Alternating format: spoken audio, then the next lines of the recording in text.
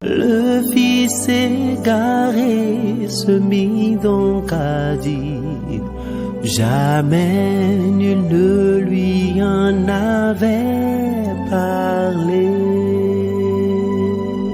Apostolat Time, c'est une émission de Homocélé Voice consacrée au ministère de la foi. Apostolat Time, c'est la parole de Dieu par un oint de Dieu pour le peuple de Dieu. Apostolat Time, c'est le salut. C'est le salut.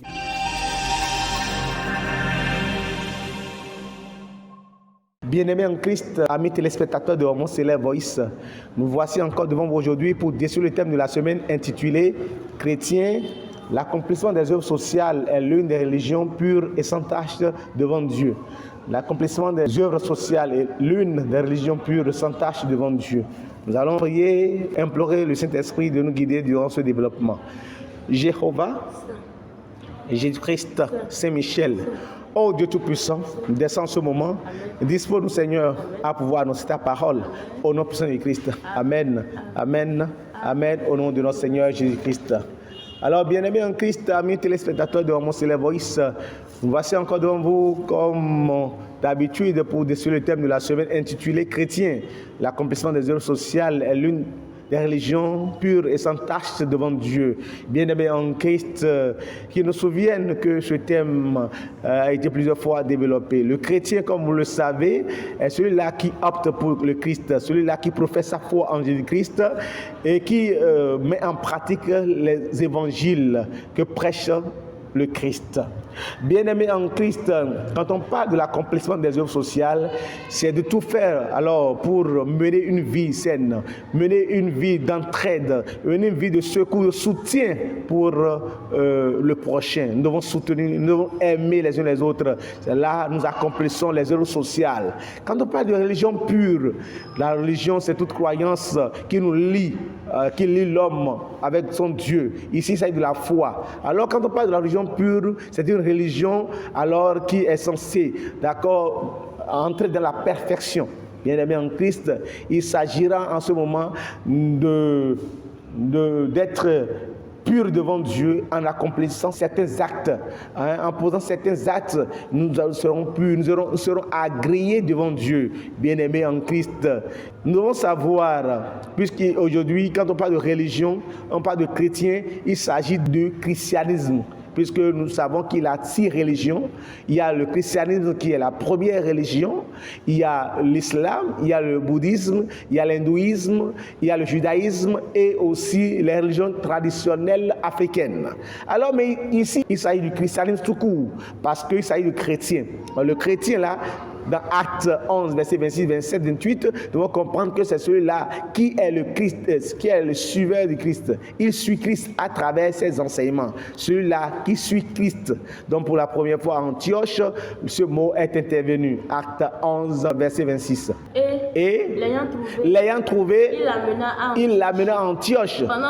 Pendant toute une année, il se réunit aux assemblées de l'Église. Il enseignait beaucoup de personnes. Ce fut à Antioche que pour la première fois, les disciples furent appelés chrétiens. Bien-aimés en Christ, nous devons comprendre et nous devons savoir que le chrétien, comme nous venons de dire, est celui-là qui opte, d'accord, pour le christianisme, qui opte pour l'enseignement de Jésus-Christ. Alors, qu'est-ce que Jacques nous dira? Jacques 1, verset 27.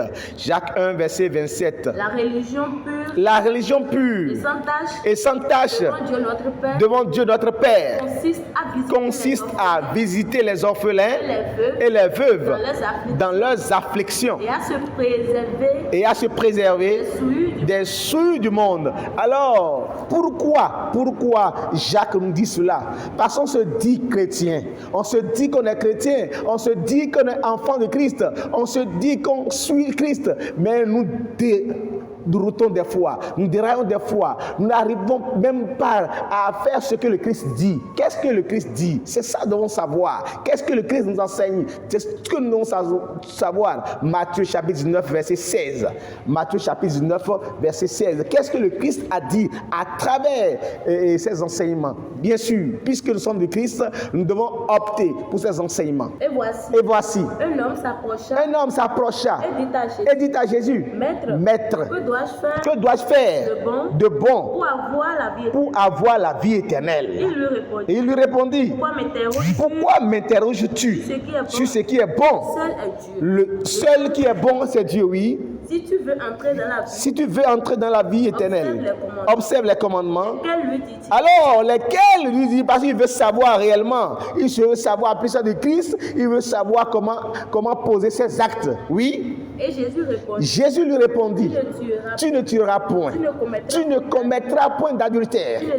Tu ne déborderas point. Tu ne diras point de faux témoignages. Honore ton père et ta mère.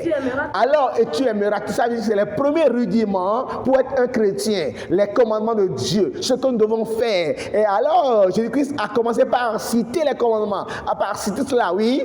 Et tu aimeras ton prochain comme toi-même. Oui. Alors le jeune homme lui dit, j'ai observé toutes ces choses. Cela veut dire qu'il est dans la religion. Alors, l'une des religions dont on parle, il a observé les commandements de Dieu, il a sa foi. Et sa foi, F-O-I, ça veut dire fidélité, obéissance, intégrité. Il obéit aux commandements de Dieu, d'accord. Oui, allez-y. Que me manque-t-il alors? C'est ce qui nous manque que ce thème déclare. C'est ce qui nous manque que ce thème relève aujourd'hui. Accomplissant des œuvres. L'une des religions pures et sans tache devant Dieu. Oui. Jésus lui répondit. Si tu veux être parfait, si tu veux être pur, si tu veux être sans tache devant Dieu, vends ce que tu possèdes. Donne-le aux pauvres. Et tu auras un trésor dans le ciel. Puis viens et suis-moi. Voilà, c'est ce que alors Jésus lui dit. Mais oui, qu'est-ce que l'homme a fait? Oui. Après avoir entendu ces paroles, le jeune homme s'en alla tout triste. Car il avait de grands biens. Jésus dit à cette merci, c'est bon. Il avait de grands biens et ne voulait pas les vendre. Donc celui-là, par exemple, il a tout suivi, mais il n'a pas l'amour de son prochain. On m'a aidé. C'est une instruction. C'est une ordonnance pour Jésus. On dit, va, vends tout ce que tu as et donne-les aux pauvres. Il faut les donner. Donne ça aux pauvres. C'est de ça qu'il s'agit. Donc tant que tu es chrétien et tu n'as pas l'amour de ton prochain, quand tu ne viens pas au secours, quand tu n'exerces pas les œuvres sociales, lesquelles d'aimer, de venir au secours alors de son prochain, je peux te dire que tu n'es pas encore un chrétien. Alors, c'est pourquoi un docteur de la loi a voulu poser cette question à Jésus-Christ et il dit dans Luc chapitre 10, verset 29. Luc chapitre 10, verset 29. Mais lui, il voulait se justifier. Ce docteur de la loi voulait se justifier. Dit à Jésus. Et qui est mon prochain? Qui est mon prochain? Le prochain dont on parle. Tu dois aimer ton prochain comme toi-même. Va vendre, donne ça aux pauvres. Il dit, qui est mon prochain? Jésus reprit la parole et dit, un homme descendait de Jérusalem à Jéricho. Il tomba au milieu des brigands qui le dépouillèrent, le chargèrent de coups et s'en allèrent, le laissant à demi-mort. Un sacrificateur qui par hasard descendait par le même chemin. Donc le sacrificateur c'est un chrétien. Le sacrificateur là c'est un chrétien. Alors il descend et il a vu l'homme dans l'angoisse. Il a vu dans un danger. Il est presque mort. Il a demi-mort, oui. Il passa outre. Il n'a rien fait. Il laissa maintenant cet homme en danger alors qu'il te dit qu'il est chrétien.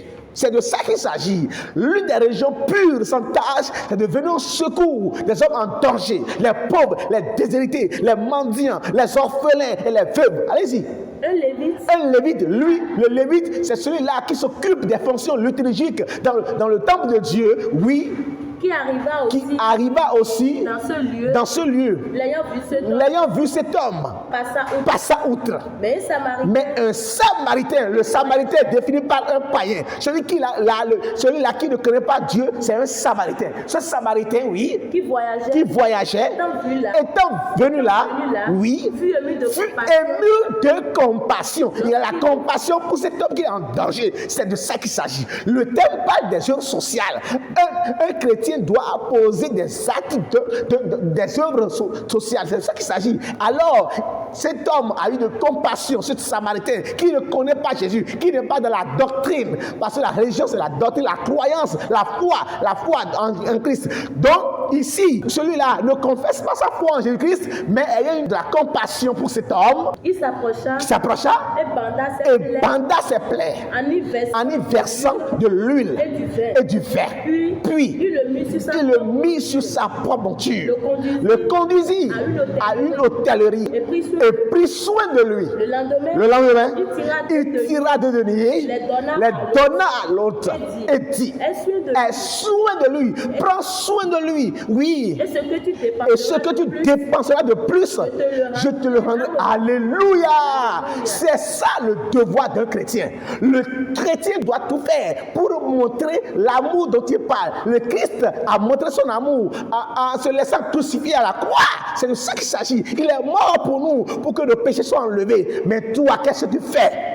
Oui. Lequel de ces trois? Alors Jésus dit lequel de ces trois, entre le lévite, entre le sacrificateur et le païen, le samaritain, te semble avoir aidé le prochain. De celui semble être le prochain, oui, de celui qui était tombé au milieu des brigands. C'est celui qui a exercé la miséricorde envers lui. Alléluia. C'est celui qui a exercé la miséricorde. La Bible déclare que celui qui n'agit pas sur la miséricorde, Dieu ne peut pas agir de la miséricorde envers lui. C'est de ça qu'il s'agit. Il faut que nous exerçons la miséricorde les uns envers les autres. Alors, bien-aimés en Christ, il faut que nous comprenions que nous devons poser ces actes. La foi en Jésus dont on parle, c'est des actes que nous devons poser. Qu'est-ce que Jacques dira à travers cela? Jacques 2, verset 14. Puisqu'il dit j'ai la foi en Jésus, eh bien, je laisse l'autre en danger. Je laisse celui-là qui est dans le besoin. Et j'ai la foi. Cette foi, elle est vaine parce que c'est une foi sans les œuvres. Mes frères, que sert-il à quelqu'un de dire qu'il a la foi s'il n'a pas les œuvres? La foi peut-elle le sauver? Si un frère ou une soeur sont nus et manquent de la nourriture de chaque jour, et que l'un d'entre vous leur dit allez en paix, chauffez-vous et rassasiez-vous, et que vous ne leur donniez pas ce qui est nécessaire au corps immédiatement. Et maintenant, à quoi cela sert-il? Il en est ainsi de la foi. Si elle n'a pas les œuvres, elle est morte. Alléluia. Si tu n'exerces pas la miséricorde, Dieu n'exercera pas la miséricorde sur toi. Jacques 2, verset 12 à 13. Ce même Jacques 2, 12 à 13. Parlez et agissez comme devant être jugé par une loi de liberté. Car le jugement est sans miséricorde. Pour qui n'a pas fait miséricorde. La miséricorde triomphe du jugement. Alors, qu'est-ce que Jacques dira dans Jacques 2, verset 8? La loi de la liberté. La loi de la liberté, la loi royale. Oui. Si vous accomplissez la loi royale, selon l'Écriture, tu aimeras ton prochain comme toi-même. Vous faites bien. Jésus-Christ même dira dans Luc 12, verset 15, gardez-vous de toute avarice. C'est très important. L'avarice perd son prix. Quand tu es avare, tu n'es pas un chrétien. Le chrétien ne peut pas être avare en n'importe quelle situation. Luc chapitre 12, verset 15. Puis il leur dit, gardez-vous avec soin de toute avarice. Car la vie d'un homme ne dépend pas de ses biens. Fut-il en abondance. C'est pourquoi il déclare dans Deutéronome chapitre 15, verset 11. Deutéronome chapitre 15, verset 11. Il dit, vous aurez toujours des pauvres parmi vous. Et ces pauvres, nous sommes destinés. C'est nous qui devons aider ces pauvres-là. Oui. Deutéronome 15, verset 11. Il y aura toujours des indigents. Oui, dans le pays. Oui. C'est pourquoi je te donne ce commandement. Tu ouvriras ta main à ton frère, aux pauvres, à l'indigent dans ton pays. Bien-aimé en Christ, oui, c'est ça en réalité le credo d'un chrétien. Un chrétien, bien-aimé en Christ, le credo d'un chrétien, c'est de souvenir aux besoins des pauvres. C'est ça, les œuvres sociales te parle le thème. Bien-aimé en Christ, nous devons comprendre, nous rassurer que si nous ne faisons pas cela, Dieu n'est pas là. Qu'est-ce que Dieu dit dans Exode chapitre 22, verset 22? Tu n'affligeras point la veuve ni l'orphelin. Si tu les affliges et qu'ils viennent à moi, j'entendrai leur cri. Ma colère s'enflammera et je vous détruirai par l'épée. Vos femmes deviendront veuves et vos enfants orphelins. Proverbe chapitre 21, verset 13. Vos enfants seront orphelins. Puisque tu n'as pas exercé la miséricorde, Dieu dit moi ainsi. Puisque tu n'as pas exercé la miséricorde, l'Éternel Dieu dit je n'exercerai point aussi la miséricorde. Oui. Proverbe chapitre 21, verset 13. Celui qui ferme son oreille au cri du mendiant, celui qui ferme son oreille au cri du pauvre, criera lui-même et n'aura point de réponse. Proverbe 19, verset 17. Celui qui a pitié du pauvre, prête à l'Éternel, qui lui rendra. Alléluia. La pure religion, sans tâche, c'est de venir au secours des orphelins, des veuves. C'est de ça qu'il s'agit. C'est de venir au secours des orphelins, des veuves. C'est ça, Dieu l'a dit. C'est pourquoi la Bible déclare dans Apocalypse 3, verset 17. Toi qui te dis riche, mais tu es pauvre. Tant que tu ne mets pas de ta richesse en Dieu, tant que tu n'es pas riche pour Dieu, tel que Luc chapitre 12, 16, 20, 21 nous a dit, tant que tu n'es pas riche pour Dieu, tu es un pauvre en esprit. Apocalypse 3, verset 17. Parce que tu dis, je suis riche. Je me suis enrichi. Et je n'ai besoin de rien. Et parce que tu ne sais pas que tu es malheureux, misérable, pauvre, aveugle et nu. Je te conseille, merci bien-aimé en Christ, Paul nous dira de tout faire, quelle que soit la situation, pour ne faire que du bien. Actes chapitre 20, verset 34-35, Galates 6, verset 9 à 10. Ne nous lassons pas de faire le bien, car nous moissonnerons au temps convenable si nous ne nous relâchons pas. Point. Oui, acte 20, 34 à 35. Qu'est-ce que Paul nous dit dans Acte chapitre 20, 34 à 35? Vous savez vous-même que mes mains ont pourvu à mes besoins et à ceux des personnes qui étaient avec moi. Alors, je vous ai montré de toutes manières que c'est en travaillant ainsi qu'il faut soutenir les faibles et se rappeler les paroles du Seigneur qui a dit lui-même, il a plus de bonheur à donner qu'à recevoir. Il a plus de bonheur à donner qu'à recevoir. C'est sur cette phrase que nous allons témoigner. Nous allons vous donner un témoignage selon lequel un homme riche a été convié, a été invité pour la fête des moissons. Alors, il a été nommé parrain de cette fête. Il a pris 5 millions dans une enveloppe pour pouvoir faire ce farotage, pour pouvoir aller donner à Dieu. Oui, puisqu'on parle d'œuvre sociale, n'est-ce pas? Donner de l'argent à Dieu. Alors une petite famille composée du père, de la mère et de 2 enfants qui étaient mourantes, je vous dis, ça se rapprochait de lui lorsqu'il sortait de sa maison dans son véhicule. Il dit, papa, donnez-moi quelque chose à manger. Depuis hier, nous n'avons rien trouvé à manger. Il dit, non, quittez, allez chercher quelque chose à manger. Moi, j'ai été invité, je suis pressé, je suis même en retard. Je suis paré d'une grande fête de moisson. Oh, il est parti. Arrivé à l'entrée de l'église ou de la paroisse, on a crié son nom, Babadia, le roi des rois. En même temps, il a donné 500 000 en même temps pour les fanfaristes. Il rentre dans le temps, on dit, oui, le roi des rois est arrivé. 3 millions comme bazar. 500 000 pour la chorale. Il dit, qui dit mieux encore? Je suis là. Il a même fait un chèque encore là-dessus. Alors, il était pressé parce qu'il a d'autres rendez-vous aussi. Quand il est revenu vers la maison, à 200 mètres, il voyait quelqu'un couché. Et il était enveloppé d'un paille blanc. Il a appelé son gardien. Il dit, mais gardien, va voir celui qui est là. Le gardien s'est approché, il a vu, il y a une petite famille là qui est là, composée de papa, de la maman et de 2 enfants qui sont morts. Et c'est qui? C'est ceux-là qui ont demandé ses enfants à manger. La faim les a dominés, alors ils sont partis. Ils sont partis. Pourquoi? Parce qu'ils n'ont pas trouvé à manger. Bien-aimé en Christ, celui-là, quel sort lui a-t-il réservé? Il n'a pas été miséricordieux. Et Dieu ne pourra en aucun cas être miséricordieux envers lui. C'est de ça qu'il s'agit. Faire des œuvres sociales, oui, mais quelle est la cible dont on parle? C'est les pauvres, c'est les orphelins, c'est les veuves, c'est les mendiants, c'est les pauvres. C'est de ça qu'il s'agit. Que le nom de Dieu soit loué. Alors pour conclure, Hébreux chapitre 13, verset 20 à 21, pour conclure, il faut aussi savoir que celui-là qui donne à manger à celui qui a faim et donne à boire à celui qui a soif, la Bible déclare qu'il a fait à lui et il aura part au royaume des cieux. Je ne vais pas lire cela. Ça c'est dans Matthieu chapitre 25, verset 34 jusqu'à 40. Parce qu'ils auront part, ils seront assis à la droite de Dieu le Père Tout-Puissant.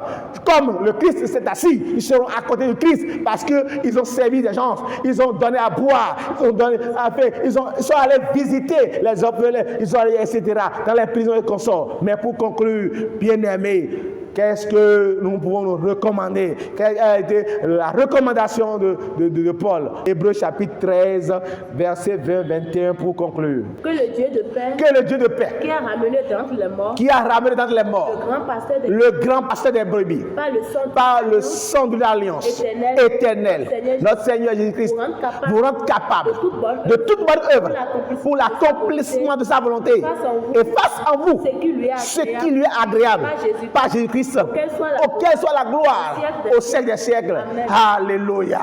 Oui, nous devons être hospitaliers parce qu'en le faisant ainsi, nous allons recevoir les anges sans le savoir. Ça, c'est le premier verset de Hébreux 13. Nous n'allons pas lire. Que le nom de Dieu soit loué. Amen. Alléluia. Jéhovah, Jésus-Christ, Saint-Michel, ô Dieu Tout-Puissant, nous venons d'écouter ta parole. Grave-la dans nos tableaux de cœur. Au nom puissant de Christ. Amen. Amen. Amen. Au nom du Seigneur Jésus-Christ.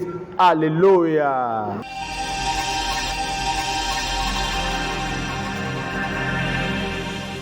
Le fils égaré se mit donc à dire, jamais nul ne lui en avait parlé.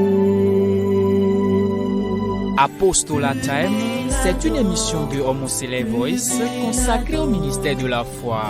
Apostolat Time, c'est la parole de Dieu par un oint de Dieu pour le peuple de Dieu. Apostolat Time, c'est le salut. C'est le salut.